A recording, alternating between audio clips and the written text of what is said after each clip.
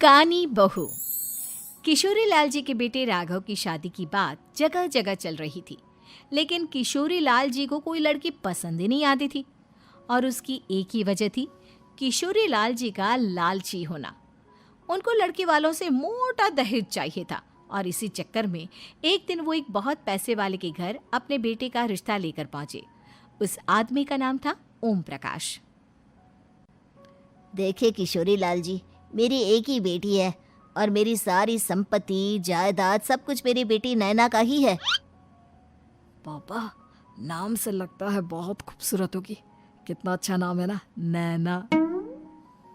ओ, वैसे बात तो सही है आपकी। अब इतना पैसा है, जमीन जायदाद है, इकलौती बेटी, आप भी क्या करेंगे? सब कुछ उसे ही देंगे ना।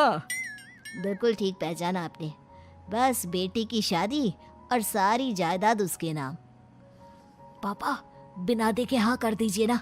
इतना अच्छा रिश्ता फिर कहाँ मिलेगा? माला माल हो जाएंगे हम। मैं अपनी बेटी को बुलाता हूँ। अरे नहीं नहीं नहीं नहीं, आपकी बेटी का नाम नैना है, सुनकर ही लगता है बहुत सुंदर होगी।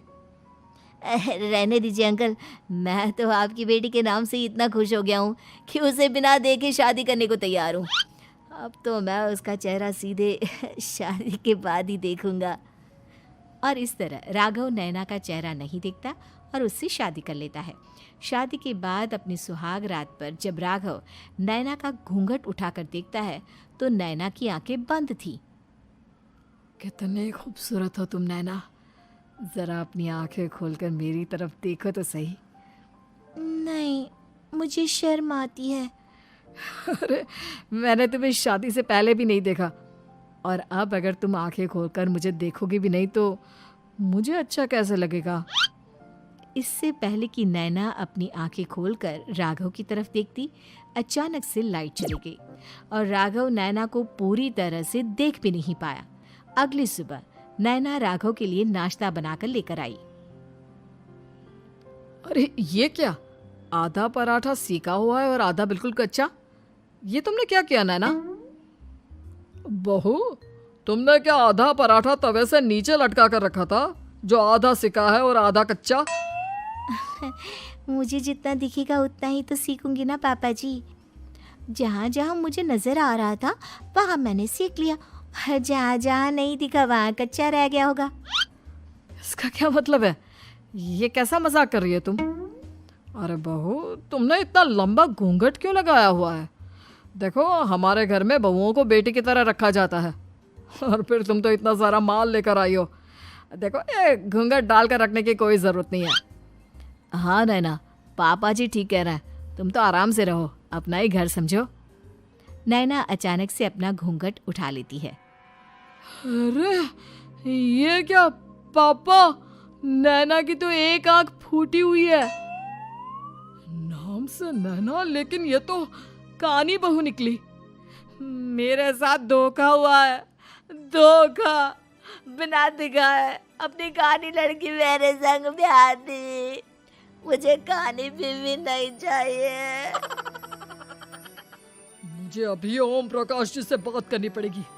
आखिर उन्होंने मेरे साथ ऐसा किया क्यों? अरे, आप लोगों ने ही तो पापा से कहा था कि आप लोग शादी से पहले मुझे देखना नहीं चाहते। अब मेरे पापा पर क्यों इल्जाम लगा रहे हैं? अरे लेकिन उन्हें बताना तो चाहिए था ना कि तुम कानी हो, एक आंख से तुम्हें दिखाई नहीं देता। किशोरी लाल और राघव नाराज होकर ओम प्रकाश को अपने घर बुलाते हैं। पापा जी, ये आपने क्या किया? शादी से पहले बताया क्यों नहीं कि नैना की आंखों में परेशानी है?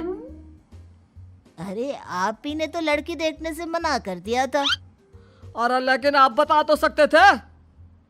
आपको तो हमारी बेटी की प्रॉपर्टी चाहिए थी, वो भी पूरी की पूरी। अब क्या हुआ अगर उसे आधा दिखाई देता है? प्रॉपर्टी तो आपको पूरी मिल गई ना। अरे ये क्या बात हुई? मेरी शादी प्रॉपर्टी से नहीं, आपकी बेटी से हुई है। अब ये तो पहले सोचना चाहिए था, तब तो मेरी प्रॉपर्टी देखकर तुम्हारी जुबान लप लपा रही थी। लेकिन मैं कानी लड़की को अपनी बीवी बनाकर नहीं रख सकता। पापा, कुछ करिए ना आप। हाँ, करता हूँ। देखिए ओम प्रकाश जी, आप हमारे साथ ऐसा नहीं कर सकते। और तुम देखो, अगर तुमने मेरी बेटी से शादी तोड़ी ना, तो जो भी प्रॉपर्टी मैंने तुम्हें दी है वो तो पूरी की पूरी वापस ले ही लूँगा, और आधी प्रॉपर्टी तुम्हारी भी लूँगा। अरे मेरी आधी प्रॉपर्टी भला क्यों लेंगे आप?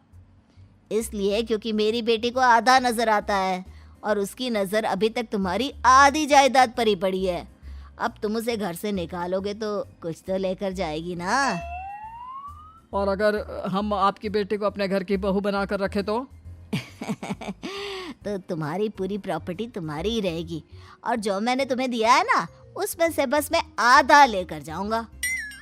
अरे लेकिन अब आप अपनी दी हुई प्रॉपर्टी में से आधी वापस क्यों लेकर जाएंगे? अगर मैं आपकी बेटी को अपनी पत्नी बनाकर रखने को तैयार हूं तो? इसलिए ताकि भविष्य में अगर तुम मेरी बेटी को धोखा दो तो उसके पास कुछ तो रहे जो पति का हो। वैसे मेरे पास तो बहुत कुछ है, लेकिन अपने पति की कोई निशानी तो उसके पास होनी चाहिए ना। अब अगर तुमने मेरी बेटी को कानी कहा तो तुम्हें प्रॉपर्टी भी कानी ही मिलेगी, पूरी नहीं। जमाए राजा।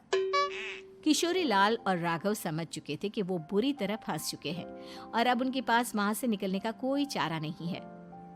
अब समझ में आया ना, लालच बुरी बला होती है। एक तो तुम्हें प्रॉपर्टी मिली, ऊपर से बीवी मिली, उसमें तुम्हें नखरे भी दिखाने हैं। आए बड़े, चुपचाप बैठो दोनों। कुछ दिनों के बाद नैना राघव की कार लेकर बाजार घूमने निकलती है और जब कार लेकर वापस आती है, ये क्या? एक तरफ से मेरी गाड़ी पूरी खराब हो चुकी है। लगता है तुमने मेरी गाड़ी को किसी दूसरी गाड़ी के साथ एक्सीडेंट किया है। अरे अरे कितना बड़ा नुकसान कर दिया तुमने बहू। वो क्या है ना पापा जी, मुझे एक आंख से दिखाई नहीं दे रहा था, सामने से गाड़ी आ रही थी। मुझे तो सिर्फ आधा ही दिखाई दिया और वो गाड़ी मेरी कार से रगड़ते हुए निकल गई। अब मैं क्या करूं बताओ? आप इसे ठीक कराने के पैसे कौन देगा? तुम्हारे पापा? तुमने मुझसे इस तरह से बात की? अभी रुको। नैना राघव की शिकायत ओम प्रकाश को कर देती है।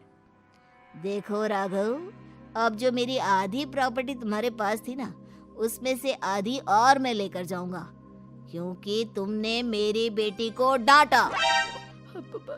अरे नहीं नहीं पापा जी, गलती हो गई, माफ कर दो। गलती की तो कोई गुंजाइश ही नहीं। अगली बार मेरी बेटी को डांटा तो बची हुई आधी में से आधी और ले जाऊंगा। लालच के चक्कर में हम दोनों ने बहुत बड़ी गलती कर दी बेटा। एक तो तुम्हें कानी बहू मिली और ऊपर से जो माल मिला वो भी काना। इस तरह राघव की हर एक गलती पर ओम प्रकाश उसकी प्रॉपर्टी का आधा आधा हिस्सा लेकर अपना सारा माल वापस ले गया और राघव को कानी बीवी से काम चलाना पड़ा।